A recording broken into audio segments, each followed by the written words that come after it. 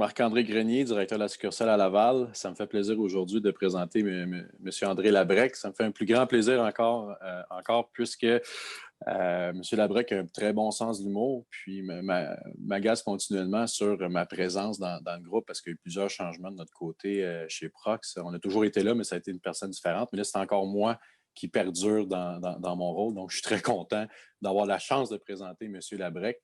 M. Labrec, président de Laval Lab, distributeur d'instruments scientifiques, installé de Laval depuis 38 ans, donc 1 an de moins que moi, pour vous donner mon âge. Laval Lab s'impose de plus en plus comme une entreprise de services conseils orientée vers le client.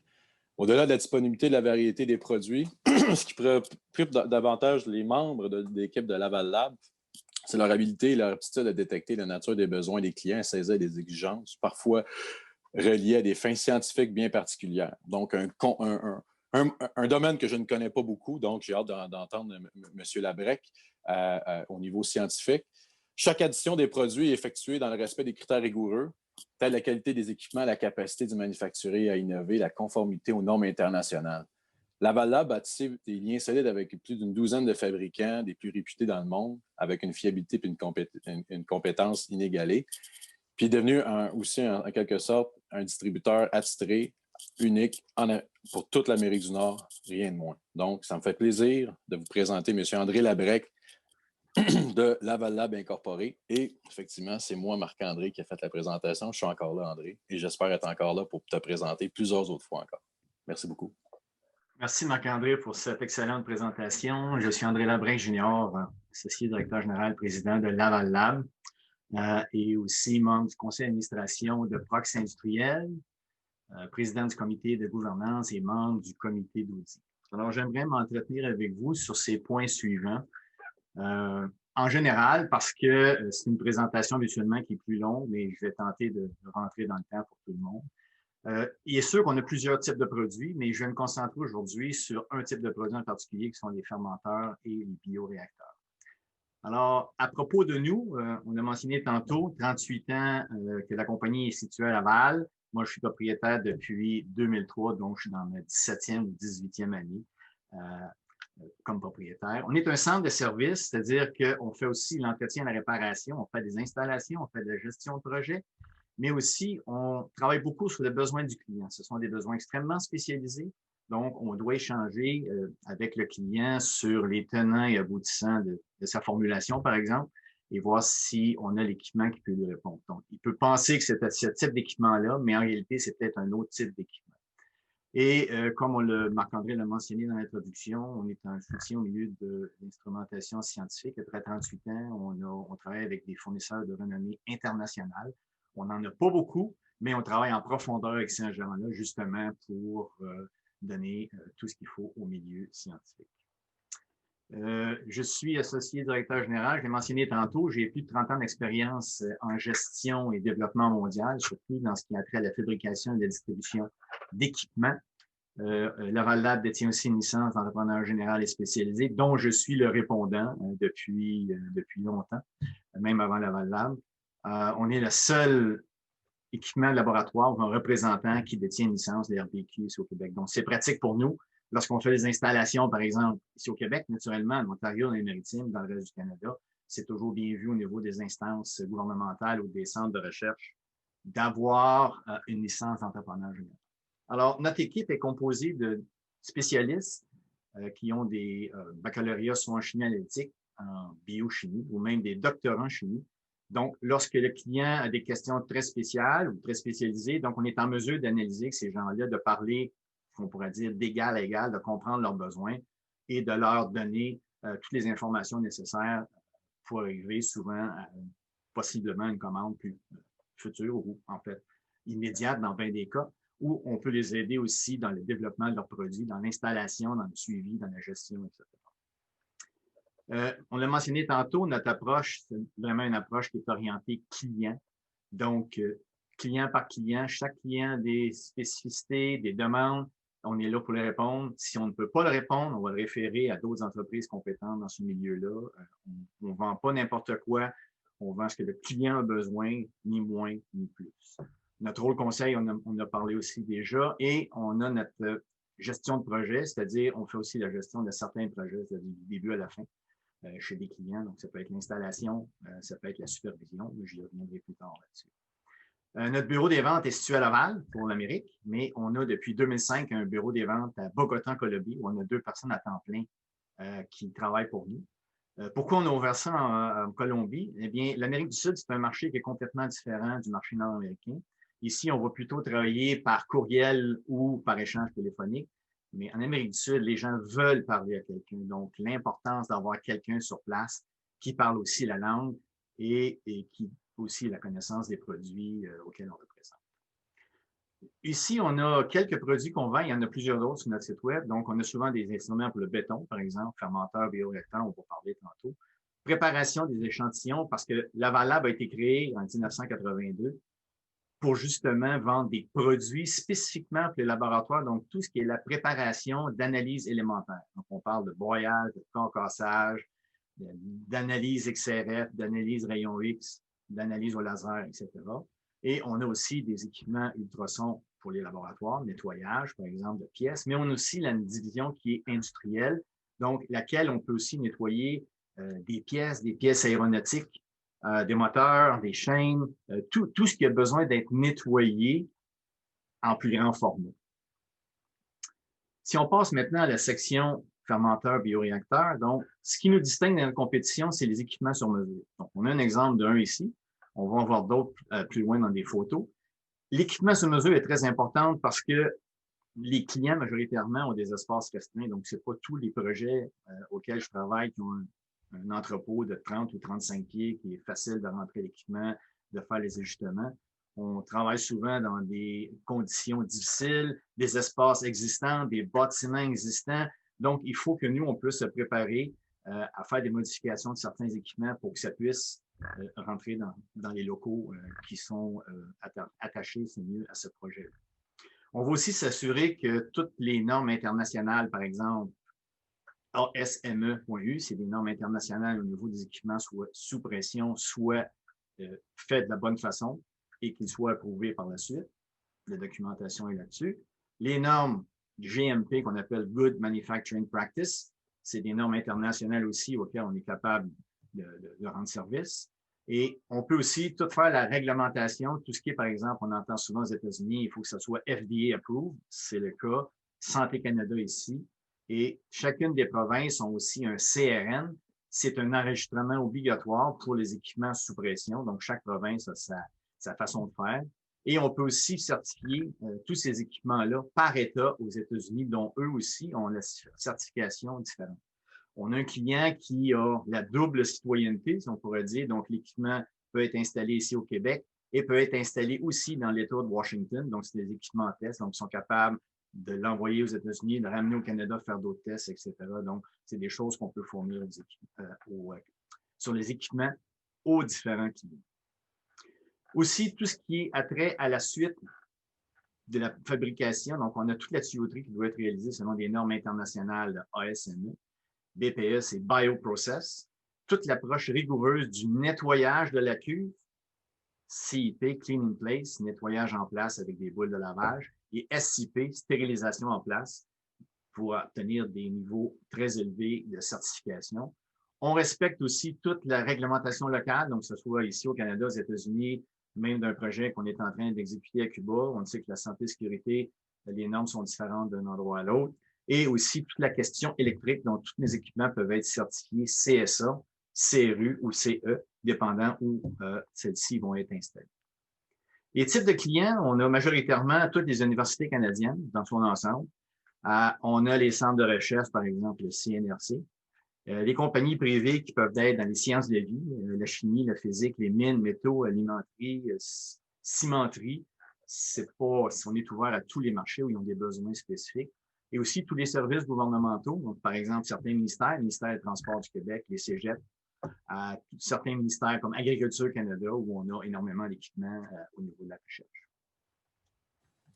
Les différents médias ou substrats, donc chaque client a ses processus et ses supports différents. Et nous, on travaille avec eux dans le développement du produit pour s'assurer de répondre à ce qu'ils cherchent et à ce qu'ils veulent atteindre. Donc, pour ce faire, on doit signer des accords de confidentialité, ce qu'on fait avec tous nos clients. Et là, on peut travailler en détail avec eux. Et de ce fait, on peut aussi mieux comprendre ce qu'ils veulent faire et les aider dans leur processus et aussi atteindre les objectifs qui se sont fixés avec l'achat de ce type d'équipement. Notre approche, très simple, écoute les besoins du client. On va analyser le devis. On va visiter le site. Et je visite les sites, que ce soit au Canada ou aux États-Unis, pour voir l'emplacement, comment je vais faire pour entrer les équipements, quel type d'équipement ça peut me prendre. Est-ce que ça me prend une grue, un lift à gaz extérieur, un lift intérieur? Comment on va faire pour placer à l'endroit prévu? On va regarder les services chez le client.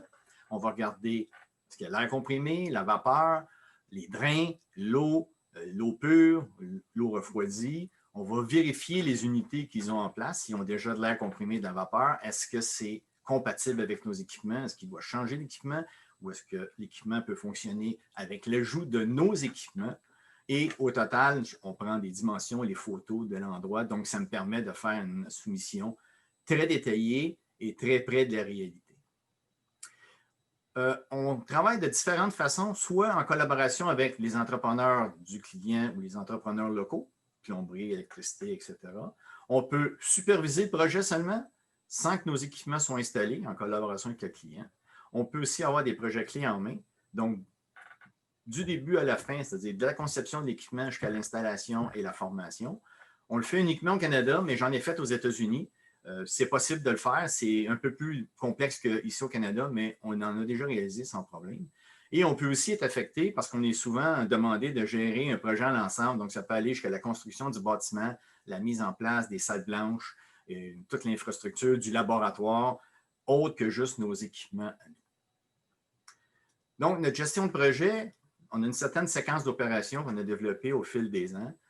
Question d'ingénierie, on va discuter avec le client, on va faire le dessin, les plans de construction, on va commencer la fabrication lorsque le client a approuvé. On va aussi, en usine, commencer à préparer la tuyauterie qui va sur les équipements. On va préparer les valves, la structure, le cabinet électrique, les plateformes. On verra dans des photos, vous allez comprendre un peu le genre de structure qu'on a. Et quand ça c'est réglé, on va à l'usine en Italie, chez le fournisseur, faire l'acceptation, donc un FAT, un Factory Acceptance Test. Et dès que c'est conforme aux besoins du client, on va démonter l'équipement, on va la préparer et après ça, on va l'envoyer par fret maritime, peu importe le client, Canada, États-Unis. Et ensuite, on va remonter l'équipement chez le client et faire les tests appropriés, la formation et le client devient par le fait même propriétaire de l'équipement à 100% à ce moment-là. Exemple d'installation, on a une installation ici de biopesticides. Donc, on a trois équipements qu'on a installés ici en deux phases chez un client, un 100 litres et un 1000 litres et un 5000 litres. Donc là, on voit le 100 litres. Ici, on voit le 100 litres et le 1000 litres complètement à gauche. On voit le toit est en pente. Donc, il a fallu travailler ici le dimensionnement de l'échelle et de la plateforme pour qu'on puisse marcher en dessous de la structure sans problème. Ensuite, dans ce cas-ci, le client voulait une installation fixe. Donc, les tuyaux sont fixes. Tous les tuyaux étaient au mur déjà prêts avec marqué du type de produit, eau, air, gaz, etc. Et la deuxième installation qu'on a faite, c'est un 5000 litres. Donc, dans cette même immeuble-là, donc on voit la sortie, l'équipement spécial qu'on a fait rentrer à l'intérieur pour nous permettre de lever la cuve de 5000 litres de façon très droite dans ce bâtiment très exigu. Et sur la photo du bas à droite, on voit le 5000 litres à gauche et le 1000 litres à côté. Donc, c'est la structure finale auquel on devait rentrer à l'intérieur et s'assurer que ça fonctionne aux besoins du client. On a d'autres exemples d'installations, ce sont des fermenteurs plus complexes. Donc, on parle d'équipements pour ce client qui s'occupe de la levure et d'autres types de formules. Donc, on a un équipement de 25 litres avec 2 cuves auxiliaires de 6 litres. Dans ce projet-là, il y avait un équipement de 200 litres et 1750 litres. Donc, on voit ici à gauche les cuves auxiliaires, à droite le 200 litres avec ses cuves auxiliaires. Cette photo-ci vous montre ici les cuves auxiliaires, mais ce ne sont pas seulement juste des cuves pour transvider des produits à l'intérieur de la cuve primaire. Ces cuves-là peuvent aussi servir de fermenteurs, donc ils peuvent être autonomes et fermenter certains produits. Ils sont nettoyables en place, stérilisables en place, exactement comme un fermenteur. Donc, le client a au bout de la ligne 17 fermenteurs dans son pack de 6 litres à 1750 litres qui peuvent se servir indépendamment ou en groupe. Et on a sur la photo droite un écran textile. Cet écran-là, ce qu'elle fait, dans le fond, c'est qu'elle va contrôler tous les équipements sur le site, les transferts intercuves, les modifications qu'on veut y apporter. Donc, cet écran-là va être directement dans l'usine pour que l'opérateur puisse gérer tous ces équipements. On a un autre exemple d'équipement, un 40 litres à gauche et un 700 litres. Et on peut voir le gros équipement, le 700 litres au-dessus. On appelle ça un condenseur, ce qui est ici en haut, ici. Et encore une fois, on avait quelque chose de très particulier, des espaces à respecter dans un vieux local. Alors, cette installation-là, il reste 2 pouces entre le plafond et l'équipement au condensat. Donc, c'est très important de s'assurer, quand on parle d'équipement sur mesure, c'est ce qu'on fait de bien à ce niveau-là. Ces gens-là ont développé des souches aussi pour les bières très connues de microbrasserie. Cette installation-là, c'était une installation complète. Donc, on avait des cuves auxiliaires. On avait aussi sur la photo en haut à droite des tuyaux flexibles parce que cet équipement-là devait être appelé à être déplacé dans un autre local plus tard. On nous a demandé aussi de fournir à gauche, en bas, le générateur d'air et à droite, le générateur de vapeur.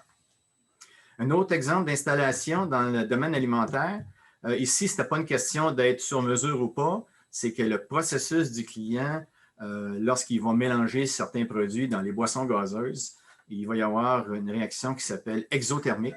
Donc, ce qui arrive à ce niveau-là, c'est que l'ajout de gaz ou de produits à l'intérieur de la cuve fait que la pression augmente tellement. Donc, la cuve a dû être construite pour résister jusqu'à 20 bars. 20 bars, c'est quand même plus que 300 PSI. Les cuves normales, c'est entre 3 et 4 bars, donc entre 45 et 60 PSI. Donc, d'où le fait de connaître le processus du client et de bien comprendre ce qu'ils veulent faire pour qu'on puisse fournir le bon équipement à ce moment-là. Un dernier, production biopolymère et pharmaceutique, c'est une installation qu'on a faite en 2015 au niveau du polymère. Ce sont des équipements extrêmement particuliers pour le développement de produits. Ça a été installé en Europe, ces équipements-là. Et ici, dans l'autre phase, qui était la compagnie sœur de cette entreprise-là, c'est la salle blanche au niveau des équipements pharmaceutiques qu'on a installés sur place, à peu près au même moment, là, dans la même année. Perspective de développement, alors vous voyez que ma photo à gauche avec ma terre qui a les petites lignes pointillées, c'est à peu près ce qui se passe actuellement. On est un petit peu à côté. Je pense que les gens se posent des questions au niveau de la situation, mais je pense que ça nous amène à réfléchir, donc faire autrement et différemment. Et dans notre cas, nous, on a revu tout notre processus de just-in-time parce qu'on a beaucoup de produits qu'on tient en stock, des produits spécialisés pour les clients. Donc, on a décidé, à cause de ce qui se passe, la difficulté d'approvisionnement, d'augmenter nos stocks internes pour pouvoir continuer à satisfaire la demande de nos clients. Donc, ça, c'est une modification qu'on a apportée dernièrement. Il y a encore des opportunités de marché dans notre secteur. Les sciences de la vie, par exemple, les vaccins, on en parle de plus en plus, les vaccins pour le cancer, mais aussi le cannabis. Le cannabis, depuis 2-3 ans, il y avait une évolution assez importante, mais on commence à travailler depuis à peu près 1 an et demi sur comment on peut faire pour extraire du cannabis certaines composantes qui pourraient être utilisées, par exemple, dans le format médical, dans l'alimentaire, dans les cosmétiques, dans les nutraceutiques. Donc, c'est ouvert à toutes sortes de choses. Donc, ça, c'est des opportunités qu'on a actuellement dans le marché.